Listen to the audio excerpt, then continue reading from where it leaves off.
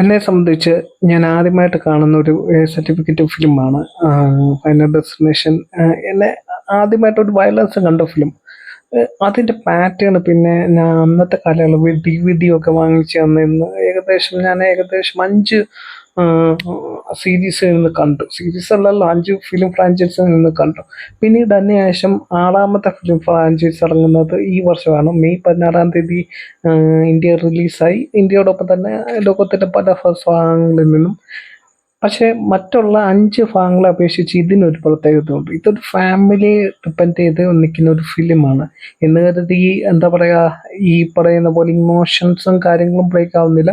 Final ഡെസ്റ്റിനേഷൻ്റെ ഒരു category എങ്ങനെയാണോ അത് അതേപോലെ തന്നെ നിലനിർത്തിയിട്ടുണ്ട്.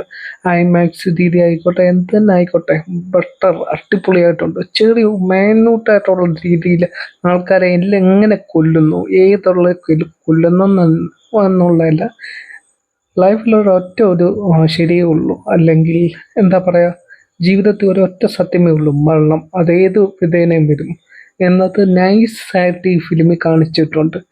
എന്നെ സംബന്ധിച്ച് നോക്കുവാണെങ്കിൽ എന്താ പറയുക, വളരെ വെറൈറ്റി ആയിട്ടുള്ള ഒരു കൺസെപ്റ്റും കാര്യങ്ങളും ഒക്കെയാണ് ഫൈനൽ ഡെസ്റ്റിനേഷൻ 5 അല്ലല്ലോ 6 കാണിച്ചേക്കുന്നത്.